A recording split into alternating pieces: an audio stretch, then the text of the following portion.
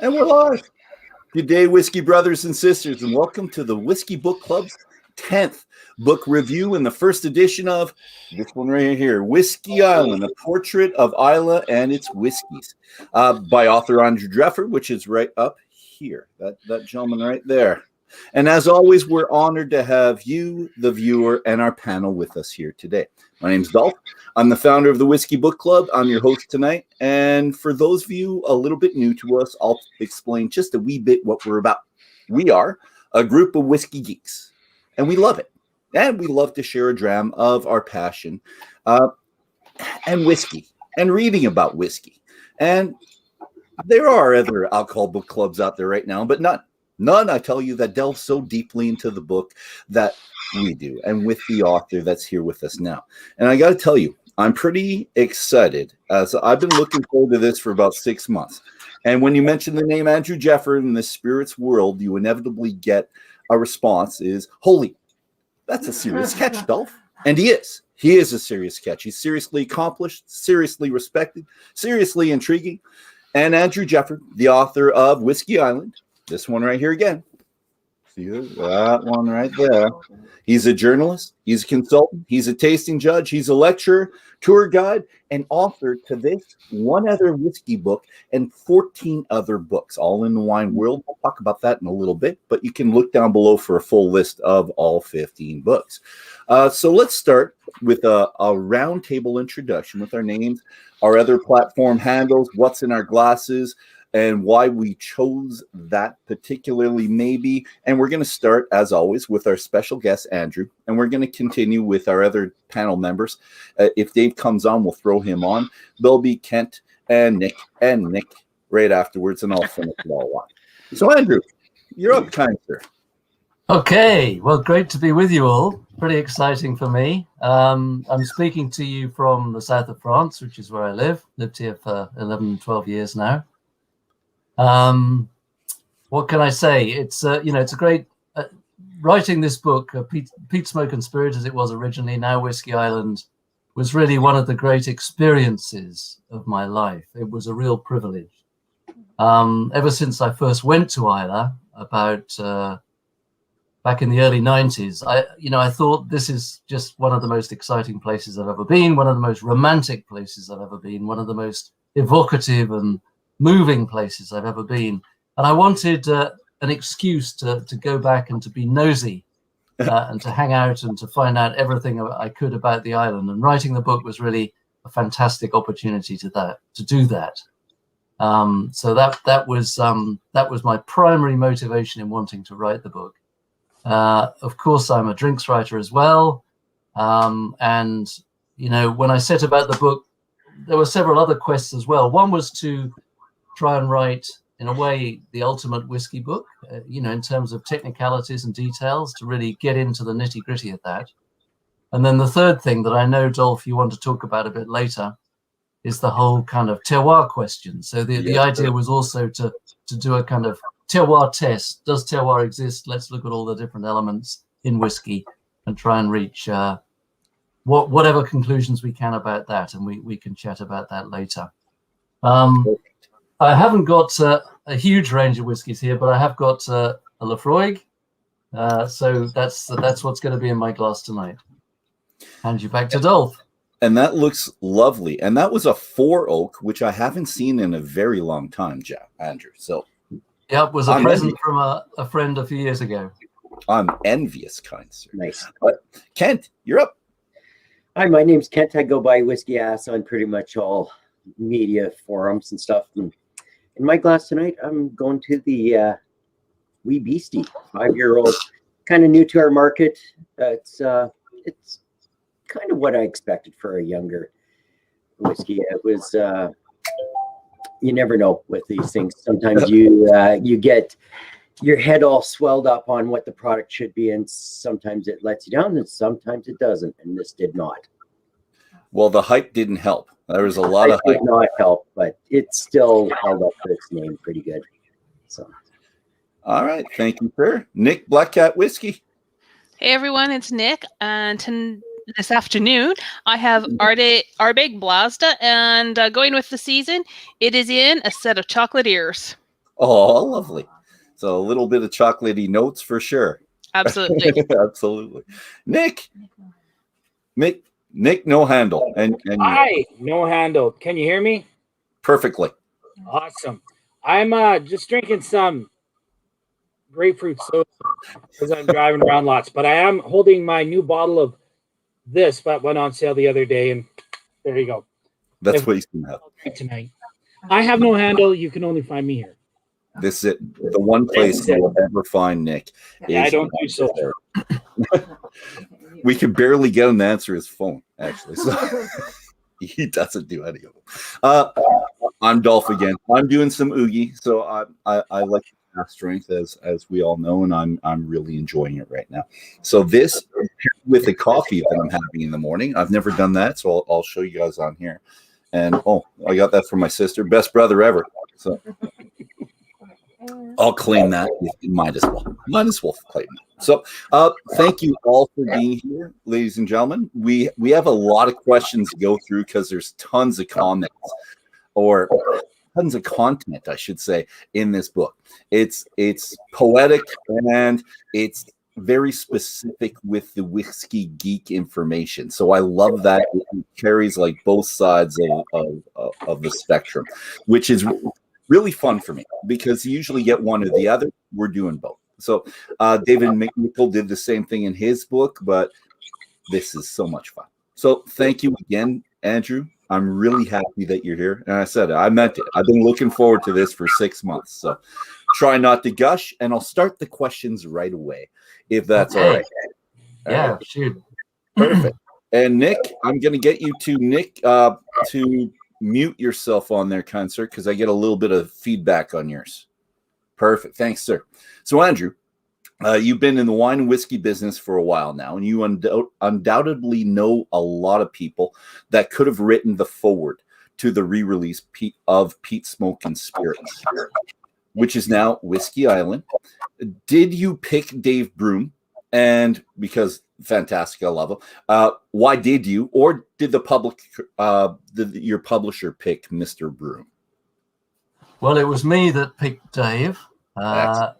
I've known Dave since he began, actually. I remember him as a young junior writer on something called Off License News in the UK a long time ago. So he's an old friend. But he's also someone I admire a lot.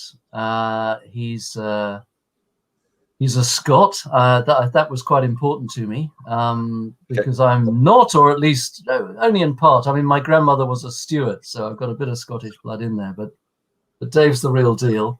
And of course, Dave, is a full-time whiskey writer, whereas I was a part-time whiskey writer when I wrote the book, but mainly since writing the book, I've been a wine writer. So I needed somebody who was really up to the minute and up to speed with everything. And Dave was that. And he's also a very good writer. I like his writing a lot. And the final thing to say about Dave is, a lot of people are in this kind of game for ego almost. They're the most important. They're the center of attraction. They're the star. They're the most important thing. And the whiskey is there to help them get their message and their image across. And I really don't like that. To me, it's the thing itself. It's the place that matters. We're there to serve all of that, to communicate that, to bring that to the world. And I know that that's also Dave's approach too. So in terms of approach, I feel we're very similar. Dave is not a charlatan. There are some charlatans in this business, but Dave is not a charlatan. He's the real deal. And I was thrilled that he accepted my invitation to write the foreword. And I'm very happy with what he wrote too. Excellent. And you've gotten to the position that you could ask for those who are doing your foreword? Because I'm wondering in the industry, at what point do you command that respect and say, I want him, he's intelligent, he's great. And at what point? Is it after your first 3 books, 4 books that you finally get the say? Or do you maybe get it at the beginning? Maybe. Yeah, it's very hard to generalize here. It would depend on your relationship with the publisher. Okay. But this particular publisher, Headline, they don't do a lot of drink books. Okay, so it's a kind of one-off for them. It's not a classic drink book publisher. It's not an illustrated book. It's an unillustrated. Well, there are illustrations, but basically it's a textbook, a text-first book. It's not a pretty picture book. So they're what we would call a trade publisher. So I'm a specialist author on a particular subject for them as a trade publisher, and they would always listen to what the author said under those circumstances. So it's a pretty uncomplicated relationship. At the same time, the book has legs. I mean, it went through, I think, 16 or 17 reprints as Peat, Smoke and Spirit. Yep. And it's already reprinted a couple of times as Whiskey Island. So, it's a book that I hope will be around for a while. It's sort of a kind of a classic book now. Okay, it's dated to some extent because I wrote it in 2004, and a lot of what I describe has moved on and changed. But at the same time, the place is still the way it always was. The landscape is the way it always was. And what I also realized, in contrast to wine, wine, everything is changing every year completely. You're rewriting the whole story every year. Every new vintage is a new start. But of course, whiskey distillery, there is something unchanging there. The stills are the same. The protocols are the same. Yes, you're coming up with new expressions and so on, but your core expressions are the same too. Your distillery personality is the same. That doesn't change in the same kind of frenetic way that the wine world changes. So, I also wrote a well-reviewed kind of, benchmark wine book about French wine called The New France. Okay. But that isn't in print in the same way because so much has changed in the wine world. It wouldn't be viable I think it probably would, but anyway, the publisher doesn't think it is, so that's fine. But it's not permanently viable in the way that this book is permanently viable. That's another thing I think to say about the book. Do you think your publisher might be amiable to you going back to Isla for a little bit? Because it has gotten quite a bit more popular since you've done the book. And let's say maybe that book had a little bit of the reasoning behind the popularity between Isla Dram. Let's give you some credit. If you want to say it's that, but we could say it's more. Good. But could you go back and get a free trip? Maybe a year, maybe two, maybe something of your life, and you're going to the newest distilleries and talking about the ones that Broom mentioned in the foreword to this one. I'd buy it. Yeah. Sure Okay. these guys would buy it too. Yeah.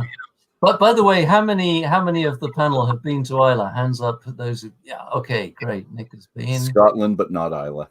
Okay. Nick, Scotland, not Isla either, and it's on our bucket list. It's true. Yeah. Well, you will all get there one day because you can't not. Good. The island is the hero. It's a wonderful, wonderful place to be. And the Isla wave was always going to happen whether I wrote the book or not. Okay. But in answer to your question, maybe I should just sort of give you a bit of background about the way these things work. I had the chance to go to Isla during the 1990s because I was writing a drinks column for a newspaper called the London Evening Standard at that time, the main London evening newspaper. Nice. And so, I was going there under normal circumstances. But by the time I published the book, well, a number of different things happened.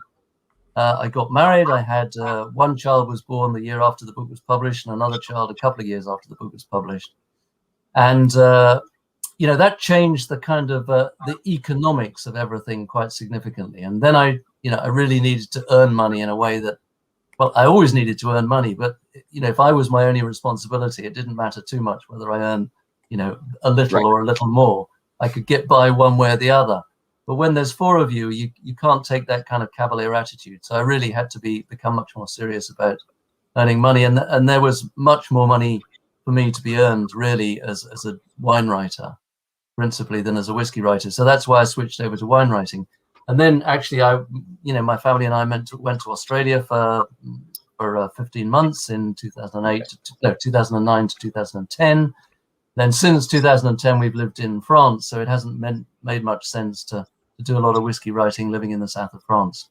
So as it were, circumstances have conspired to keep me away from Isla ever since. However, if circumstances reconspire, in some unforeseen way. Well, the children will grow up. You know, they're now 13 and 15. So in 5 or 6 years, if I've still got my marbles in the right place, you know, maybe I'll get back there and maybe I could do a nice rewrite. That would be a real privilege and a pleasure for me. It would be a privilege for us to actually read it and be very happy. And you know what? Children do like to travel. Maybe not in the high school years. They want to be with their friends. I understand. But mine are out of the home now. So I don't think in those terms. It's like, let's go somewhere. Let's do whatever we want to do. I like that. Yeah. So it's a little bit freeing. And I've got to say, I'm looking forward to my next traveling job somewhere, maybe. All right.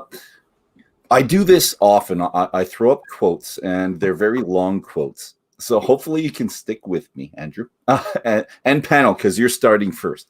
So one of my favorite excerpts from Broom. So this is in page 8 of, Broom's. The joy of the book remains the manner in which he, Andrew, placed the distillery in a real and living landscape. He doesn't just note down the facts and the figures, but also walks the land, traces the water, finds the threads of history which are woven into the story and legend. There is geology, history, and discourse on weather, an essay on fauna, one on peat. He relates, notates, and lists, but most of all, he listens to the people whose families would have been making whiskeys for generations. So that's my favorite quotes right there. I like that a lot. Panel, have you found this in the first 80 pages that you've read? Just throw that up. Whoever wants to talk. Yes. I thought I was reading more of a traveling book at first. I mean, you went into the description of what whiskey is and very quickly went through that. But your description of flying into Isla, I was like, oh, this is this a traveling book now? Maybe he's just traveling. I didn't know what to expect, but I loved it. I loved the description. I loved the rocks and you name it. I just thought it was a traveling book at first. I actually have to agree with that. The way the foreword is written, it's very, it's like being there. It's like the brain's not working for my literary. Too much alcohol last night. But yeah, the whole experience of reading that was just, he took you through the snippet of his time as he came into the island. I thought it was kind of cool. Go ahead, Nick. I think this is the slowest I've read a chapter, was reading the first chapter to the book. And for me, it was because I was like, oh, I remember this. I remember driving this road. I remember going there. So for me, it was a lot of memory recap. And I started to dive into all my old pictures. And yeah, it was just fantastic. It was a bit of that heartwarming, that soul-filling moment as you're reading it. And I completely connected. It's like, oh, yeah, this is so right. This is so right on. And Nicole was nice enough to send us her pictures as well, so we could get her pictures. It was very nice to get that perspective too as I was going back, because Andrew, what I found I had to do is I was going back and forth from the first initial map that you have, and so I was going back and forth from that continually with my magnifying glass because I am an old man. So that's the one I'm talking about right there.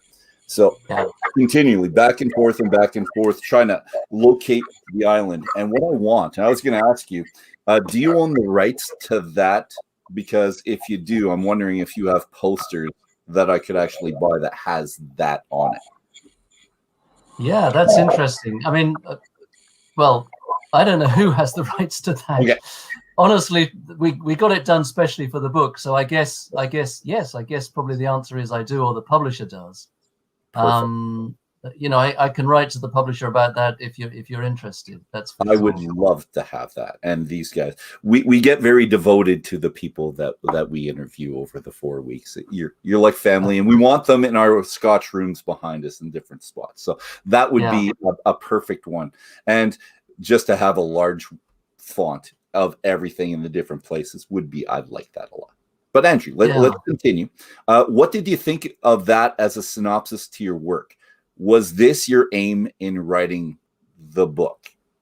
And is there something else that you wanted to portray that Broom didn't maybe mention up top?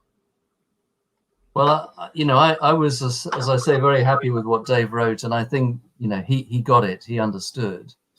I would say that, I've been writing about all sorts of drinks and even a few other subjects, travel and perfume as well, for over 30 years. And what I always try and do, because to me that's the most interesting thing, is provide the biggest picture, the big picture. I'm not a geek. I kind of struggle with this whole geek destiny of a lot of drink writing. Sometimes I feel a bit guilty that I'm not a geek. I feel I really ought to be a bit geekier than I am. But I am very obsessed with the big picture. I love the big picture. Okay. And I'm always trying to get the picture even bigger the whole time. So when I came to write the book about Islay, I definitely wanted the big picture. I wanted the whiskey in its context, because to me that was what was most exciting. That was what was most moving. That was what was most provocative about the experience of being on Islay. So that was definitely my aim, for sure.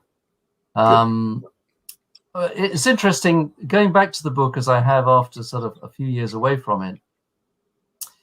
This whole geographical chapter right at the beginning, it's kind of the toughest book, the toughest part of the book, I think, for the uninitiated, if you haven't been to Islay, to get through. So I was quite heartened to see you say, Dolph, that you found it quite easy to read and to visualize, because I have sort of worried a little bit that it's a kind of a tough opening.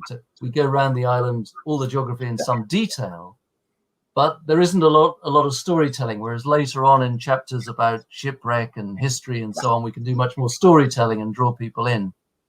So I have felt with hindsight that it's quite a tough way into the book. So I'm pleased that you all felt you could get through it, even though, well, I know Nick has been there, Nick without the C, without the K, but for those of you who haven't been there, there's quite a lot of imagining to do. So I'm pleased that is possible. It is, but that poster helps quite a bit at the beginning. Yeah. So as long as I went back and forth, I'm a visual guy. I need some visual aids, and that was enough to help me through all of it. And of course, when we first published the book, it was a hardback book. I've got a copy up here. So it was a much bigger format, and therefore the map was the map actually. I put post-it notes all over but the map actually sat on the two end papers of the book. So it was much bigger in the original hardback version. That's a suggestion you could give them for the next reread of this one, the next edition of Whiskey Island, to go back to that format, because I would like that right there. Yeah. Well, funnily enough, the original plan for the reprint was to have a bigger paperback format, but for whatever reason, in the end, they didn't go for it. So I'll keep badgering them for the future. Excellent. I like that. As we read, because we've been through a quarter of the book now. So first 80 pages, roughly a quarter of the book. Is there something that you would like us to seek when we're reading? Something that you want us to focus our attention on as we read? Or just, well, not really. That there are so many. There's so many different things you could look at in the book. I mean, you could read the book. I looked through some of the kind of reviews on Amazon, and some people just want the whiskey stuff, and they're barely bothered by the other chapters at all.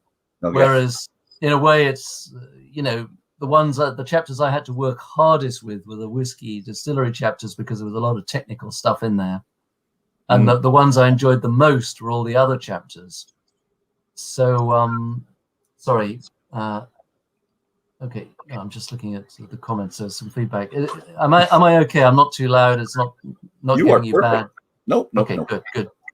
Yeah. So but in terms of, I hope it's a rich mixture. So I hope everybody can find what they want from the book, whether you want to read it for the kind of the nuances of distillation and reading all about condensers and line arms and purifiers and all that stuff. Well, that's fine. It's all there. But if you also want wild Hebridean landscape and tragic histories, they're there too. So whatever you want, I hope it's there somewhere. We want it all, Andrew. We want it all, and we want it now. Sorry, it's good. Panel, let's go with you guys. So let's throw another quote. So page 3. This island, with its 7 large-scale malt distilleries, source some of the most careful whiskeys available to human sensory apparatus, remains a backbone to blenders to call on, and a lighthouse for whiskey lovers. So I like that. Before we delve too deeply into this book, where we'll believe just about anything that Andrew tells us, because the longer we're with an author, the more we connect with them and just believe you. So you can get away with anything in the 3rd and 4th time we've talked to you, really. Do you agree with all 3 of these statements? So this whiskey is the most characterful, remains the backbone for blenders, and is a lighthouse for whiskey lovers. Do we agree with those 3 statements? Anyone up? Throw it up, talk. I could be convinced. I like most of my favorite whiskeys come from Islay, so I will go with that. But I definitely know there's good whiskey outside of Islay as well. So, we just said the most characterful. I figured, the backbone's just unpeated whiskey and that they take it somewhere special. I know that Islay also has a deep history with creating whiskey, so I could go either way. So you're good. I'm putting you up for a thumbs up. Kent? I'll back it. Then I'll mute it. I'm also kind of on the fence about this one. If you're really into the peat, like most of us here, I would say yes. If you're not into the peat, I would say no. So, well, how about if you're just into blends? Let's go that way. Because if you're tasting anything, I don't know how much of the other peaty stuff we have, how many Highland peats we're going to get in a regular malt. I think it's mostly. Well, I'm fairly new in the blend market. It's always been single malts for me, so that doesn't really work well for me either. All right, and Nick already gave us this little thing, so let's find out from Nick. I think part of it is it has a strong historical context to it, from whiskey makers and continuing the craft on. Is it the ultimate backbone? I don't think so. I think there's definitely, you have to have a core appreciation for it, because it brings so much to that concept of what an expression of Scotch whiskey can be.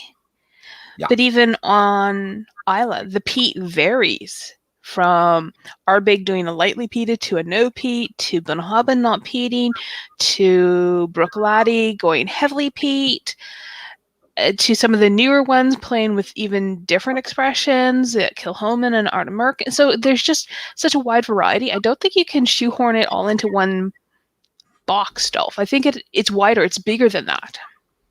Okay. And I'm going to put it in that box and say it is the most characterful, and I love it the most. No, and for us, the panel knows this fairly well. I like to connect with a story. And there is a lot of story when you go to Islay, and when we read into this book, a lot more than I had known previously. So when I do connect to a story, I connect to the whiskey. When I connect to the master distiller, the owner, whatever it is, I connect to the whiskey because I need that personal element. This book gives it. So I'm going to say yes for now. But then again, once we talk to somebody, and maybe we're doing a segment on world whiskeys, and then I start connecting with everybody else. So I'm really, Andrew, I'm quite wishy-washy, I guess, is what we should say about what we're going to learn from this. But I'm going to trust you implicitly right now. But Andrew, let's go for you. And on page 14. Now, I'm saying this just for some people who are following along, but other people with your first book, they're not going to be in the same spot. But you convey a subject that I've long pondered, this relating to reintegrating the foreshots or heads and the feints and tails back into the soon-to-be distillate. So you state, surely after a while, these foreshots and feints would accumulate, forming a surly and toxic gang. You state, I must have asked this question a dozen times. I should have this on here. There we go. Here's the quote. I must have asked this question a dozen times, and I've never had a wholly satisfactory answer. Neither have I.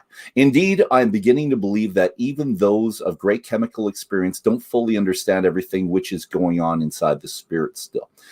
Have you found the answer yet? Because you're doing distillates within France, so Armagnacs, and do they do the same thing? And have you finally found an answer these 17 years later? Kind sir. No, I haven't got the definitive Holy Grail cross T dotted I answer, I'm afraid, Dolph. No. But you know, we got quite a long way there in the Isla book. You know, one thing that's happening is combinations and recombinations of chemical changes are going that are underway within the stills. There's also the issue of the spent lees. There's also the kind of sludge at the bottom of the faints receiver, and then there's also stuff that ends up in the final spirit. The fact is that everybody seems to do it this way in the Scotch whisky world. They are a little more fastidious in cognac, at any rate. So I seem to remember that there is. It's again a while since I was in cognac, actually, but I seem to remember that there is more setting aside than there is in Scotch. The Scots never like to waste anything, so if it can go back and be reused, well, why not?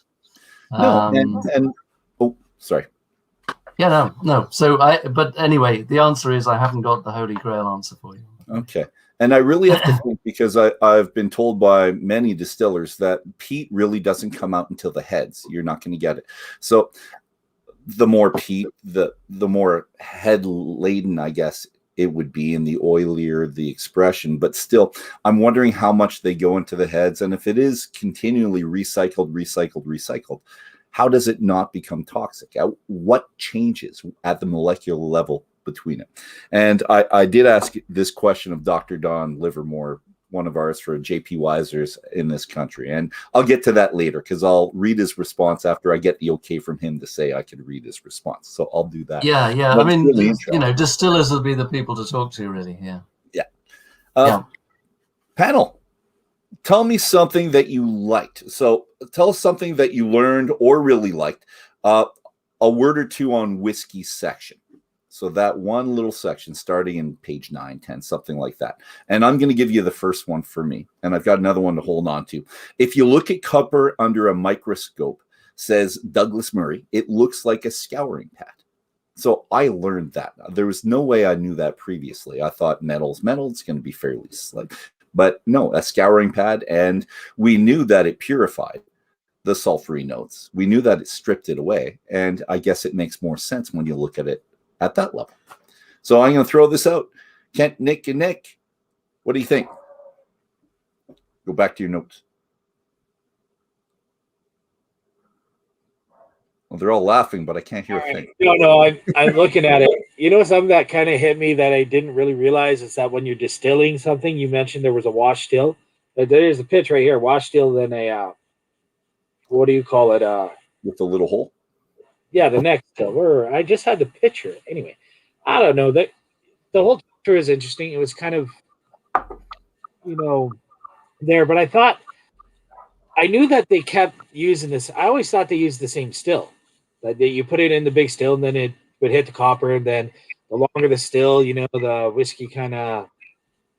So you didn't know there was a wash and a spirit still. There's a wash and whatever. I somehow that's the first thing I stopped and went, really? Like, I'm trying to figure that out in my head, how that, like, it works. It makes sense. You can put it through as many stills as you want.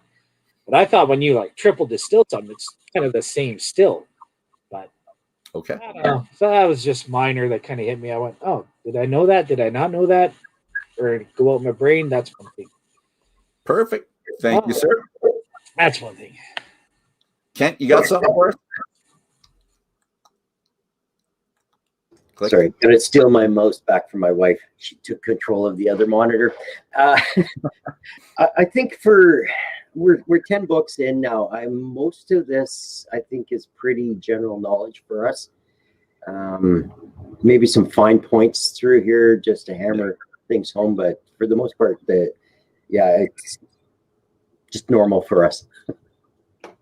Nick? Sorry. I got 2.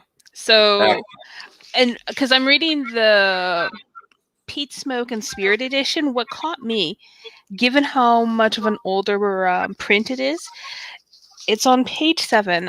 Scotch whiskey distillers have become reprehensibly incurious about their craft.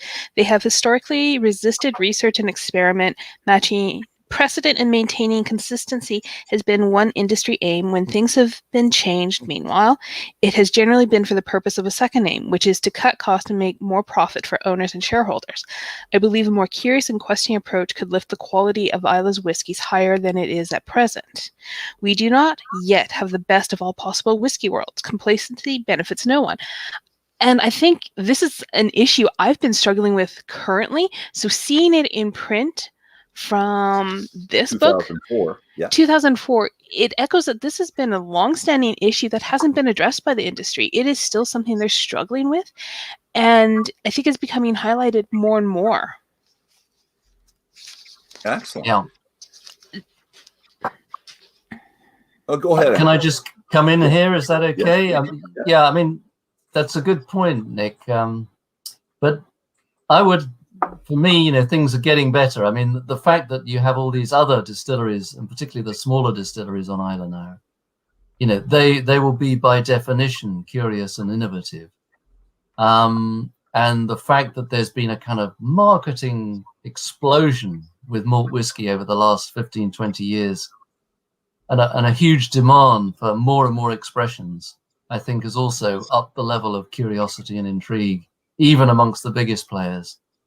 So in fact, if I was writing the book again today, I'm not sure I would put those sentences in to the same extent. It's interesting that you say that you feel that's still an issue, because I feel that kind of curiosity is much more present now than it used to be. And certainly if you go back, I mean, when I wrote the book, this was 2000 to 2004, things were already improving because you had, the renaissance of Bruichladdich. Things were beginning to stir at Bunnahabhain. Ardbeg was coming back, so stuff was already underway. If you went back 10 or 15 years from then, when I first went to Islay, when Ardbeg was closed and shut up, and Bruichladdich was pretty much closed and shut up, and Bunnahabhain was hardly doing anything. It was really quite a dismal scene then, and nobody was curious about anything. And the only question was, can we sell enough blended whiskey to turn this place on again? Yeah. And so, the change between now and back then, 30 years ago or 25 years ago, is absolutely astonishing. So I think, in general, things have got a lot better over the last quarter century. You don't think that some of the, like Ardbeg and Bruichladdich and Bunnahabhain, are now relying on marketing to get their products across and may not actually been putting out their best whiskeys? They're just putting it out to meet that cult status demand? That's a super interesting question, and we could talk a long time about that. From the wine perspective, I've often looked back to the whiskey world and thought, whoa! Wine people aren't even on the same stage as the whiskey people. Whiskey people are so good at marketing. They're so great at coming up with brilliant packages, lovely concepts, fantastic stories. They're just genius marketeers. So yes, in answer to your query, there is an awful lot of marketing, and, let's say 20, 25% is BS for sure. But there is still an awful lot of interest there too. We can't say it's all marketing by any means. There's an awful lot of endeavor and effort and genuine creativity going on as well. So yeah, overall, I'm still fairly sanguine at this stage about the future and the way things are. Excellent. And I like marketing because I like knowing that people are pandering to me somehow. That's what I do. Pander to me.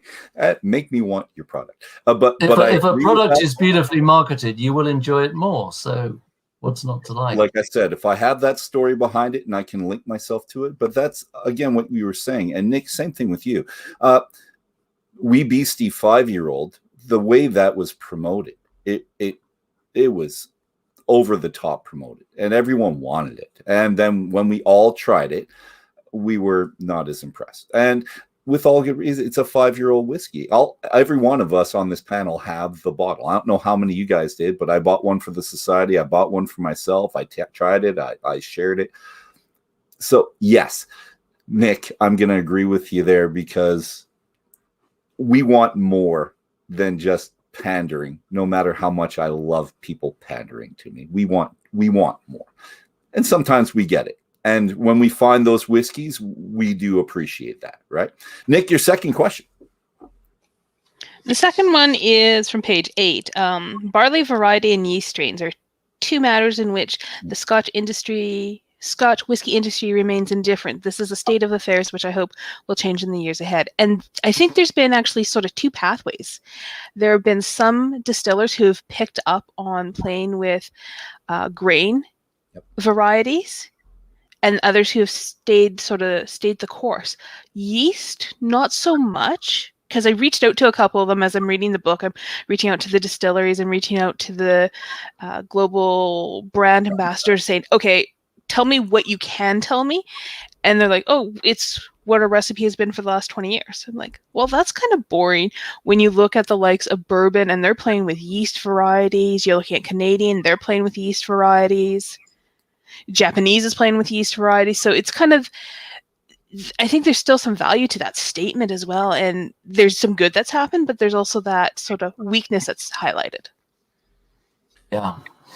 Well, obviously with barley variety, yeah, as you say, you know, some distilleries have always made a play of that. And, you know, if you really want to go all out to try and make a malt whiskey of place, you would have to grow a particular barley variety locally, as Bruichladdich did when Rainier was there, and as he's now doing at Waterford. So you can kind of go down that route, and that's fine, and it's worth doing, I think. Although, you know, we'll come on to the whole question of terroir in whiskey a little bit later, and talk more about that then. Yeast, I mean, yeast, as you say, other people in the whiskey world can do stuff with yeast, and from the wine world, it's immensely significant.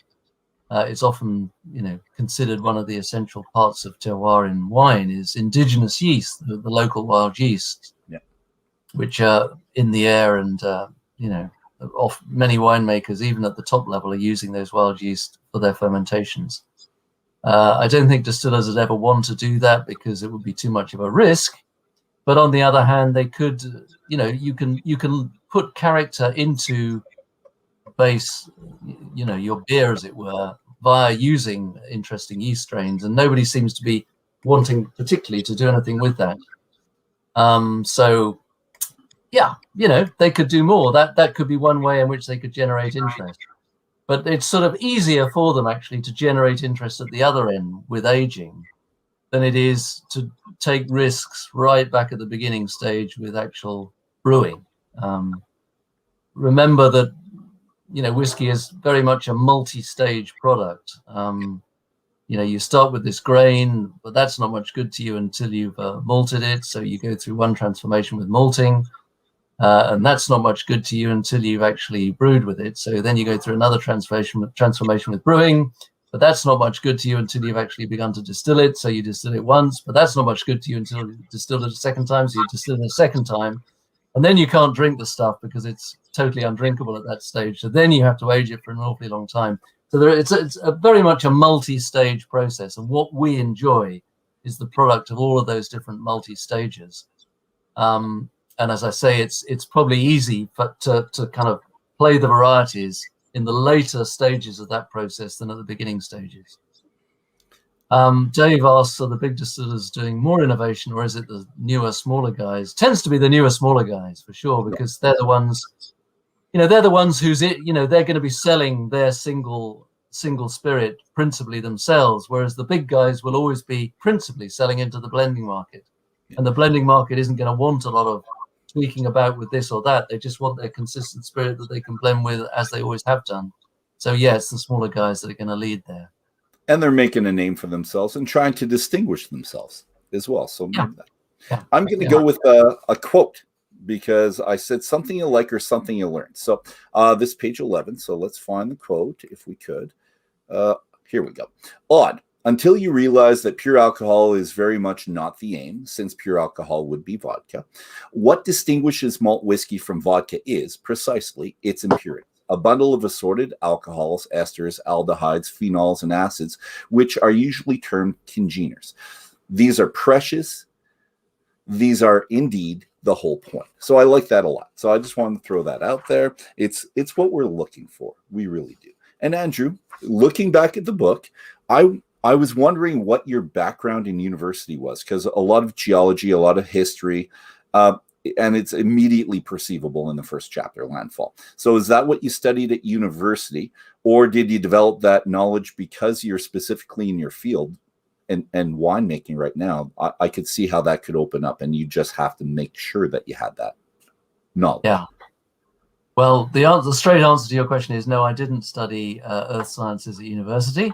Okay. Although I'd like to have done. I studied English and literature right the way through, 6 years of it. But as I said a bit earlier, Dolph, I'm very much a big picture person. Okay. Personally, there is sort of nothing that I don't find interesting in one way or another. I'm sort of interested in absolutely everything, geology included.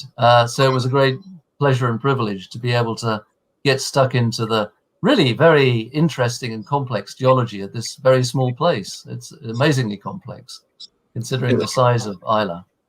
And of course, the wonderful thing about sorry, I said you delved quite deeply into it, so it's fantastic. Yeah. Sorry, yeah. continue.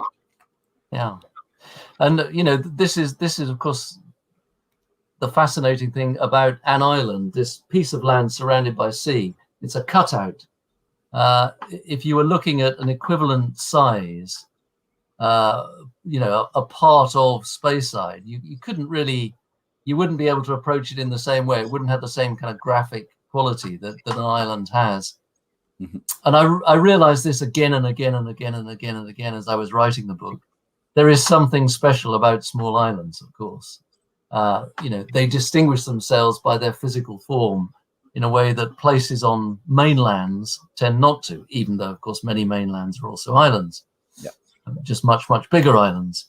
The sort of punctuation of the sea enables you to look at this very small part of land in some detail. And it so happens that this small piece of land is very intricate and fascinating. You can go to Western Australia. You can drive 5 hours and you get out at the other end, and it's exactly the same as when you got in the car 5 hours earlier.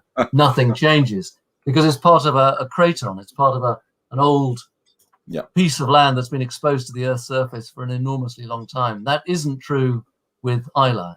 Lots of things have happened there, and we end up with this very intricate geological jigsaw puzzle. And we're the same with our prairies that go on, and it's a day and a half straight drive to get through it, and very boring, but beautiful, beautiful. It's just not intricate. Let's talk about the island, because you described it as a witch, and you were showing the different parts of the witch and the names for them. And I'm wondering, because I really like that, and I connected with that. First, I want to know where you got the information, or did you come across that yourself? But then I thought of the witch a little bit differently. I think I would have described her as sitting on a tall wooden back chair, wearing, and you said the feet in sacks. I just had big puffy slippers that the witch was wearing for the bottom. So I'm wondering if the panel could see that. And two, Andrew, did you just develop the idea, or did you hear that from someone else? Okay, let's find out what the panel thinks first. Can you see the witch in the tall back chair? I can see the witch. I never saw it before. Okay. I can totally see the witch. That's her nose. It's her face. And I can see her things. The humpback, that made me think of a librarian, because I always bug my wife because she's a librarian with them. His wife's a librarian, kind of. So that's Anyways, long story short, I never saw the witch before. Okay. Now I do. So yes, I agree. Okay. And Nick's saying not a chance. So she doesn't see a witch whatsoever. I'm just going to say you two have no imagination whatsoever. Did you ever look at clouds when you were children and try to picture things? That's a perfect witch. I think it's great. Andrew, where'd you get the idea? Yeah, well, with this chapter, I was always mindful of people who never had been to the island, and trying to bring it all alive and trying to make it simple and graspable and not too dull as we moved around in some detail. So, that was just what it looked like to me. I hadn't got it from anywhere else. It's just what it looked like. That kind of, particularly the face of the rins down here, and the long chin, and the sort of the bent back and the humpback, and yeah, that's the way it seemed to me. So that's the way I wrote it up in the first edition, Peat, Smoke and Spirit. When I came to do the Whiskey Island edition, I then had some kind of reservations about that because because of the way we all think about people and disability and that sort of thing. And I began to think, wait a minute, this is a slightly tendentious and I also didn't really particularly like the use of she always about the witch, because witches, it could be a male too, and witches can be male as well. So then I had to kind of make it she, he. And I'm still a little bit uncomfortable about it. Maybe I'm kind of fussing over much.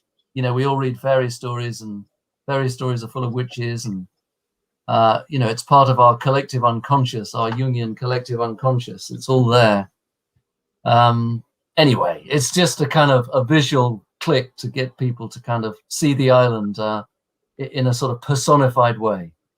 Well, I found it very helpful, but you have to be able to have an imagination. Panel, without me trying to be too mean to you, from Andrew's land descriptions, is there one place that you would like to visit most?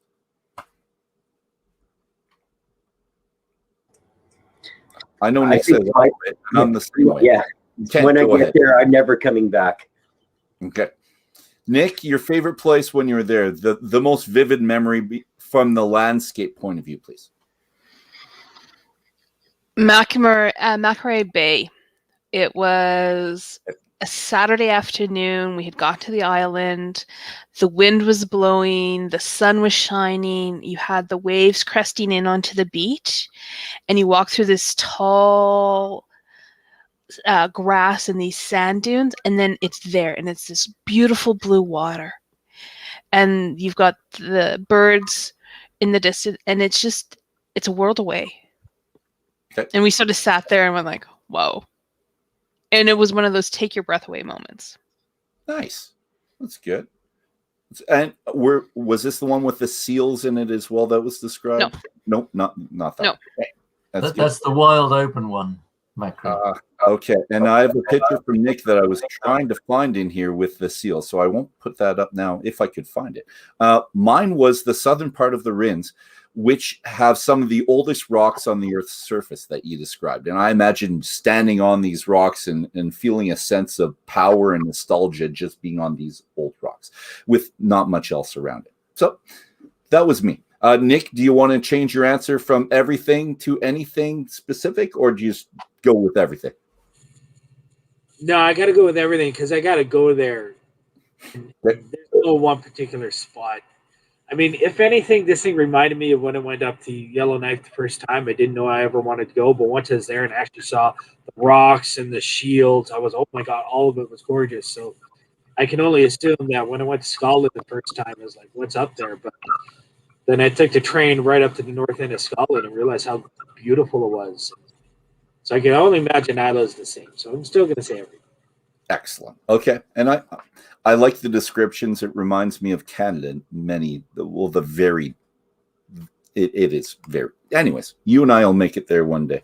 And hopefully we'll convince our lovely wives to spend like months there. It's good. We're teachers. We could do these things. The first distillery Andrew focuses on is Ardbeg in Kildalton, which he describes in the following manner. So page 54, if you're following along. Only Kildalton could be called exquisite.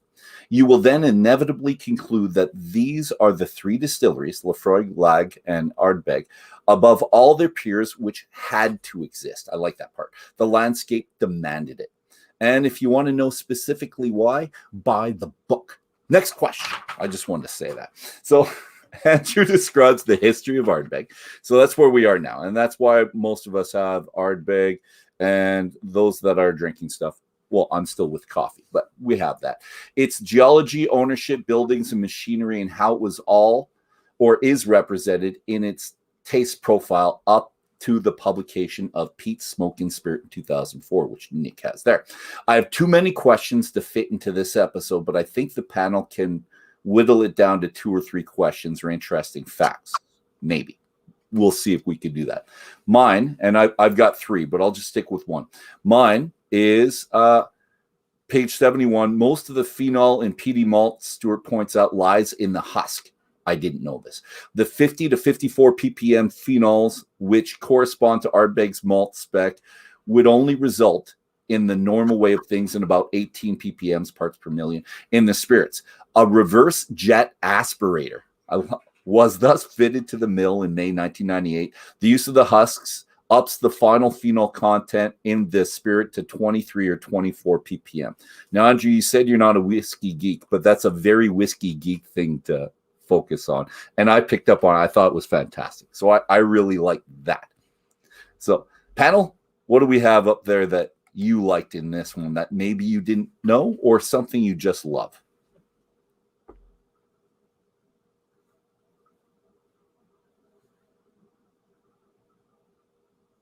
I don't know what you're saying, Nick. Put your Everybody's muted. We're all off today. I think this early start's throwing us off our game. Not me. I love that. I'll do the other one. Actually, and while they're thinking, Andrew, what was the most surprising or interesting fact that you at Ardbeg specifically? Because if all of the chapters are this detailed, you talk to them for quite a while. So Yeah, I yeah. am Well, someone. yeah. I mean, Ardbeg, it would probably have to be the purifier because it's the only one on the island.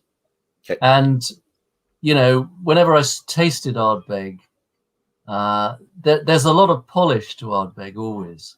Mm-hmm.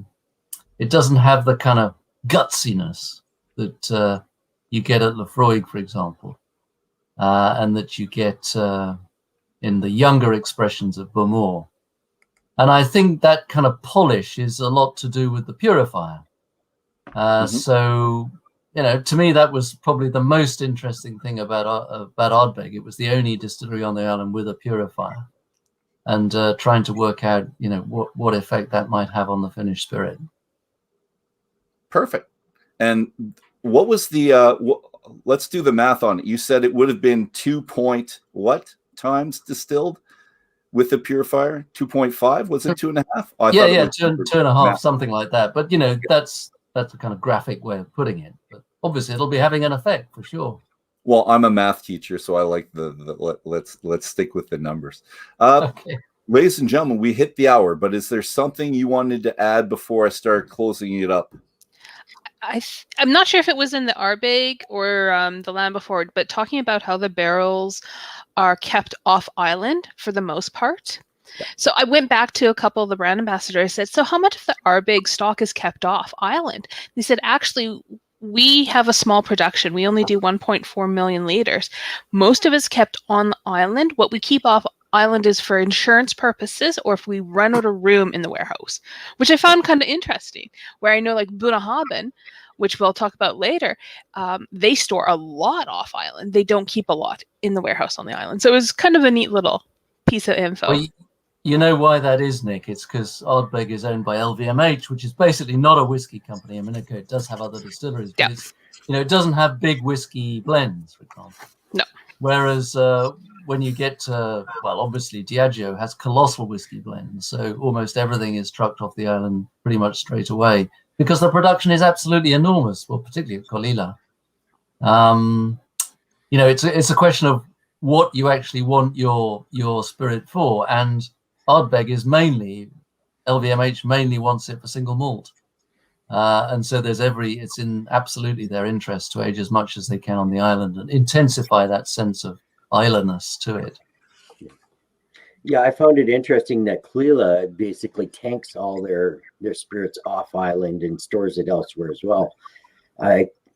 We're all under the feeling that, you know, they go into the barrels and they sit and they take all that sea spray in, and that's part of it. And to learn otherwise is kind of a little bit shocking, actually.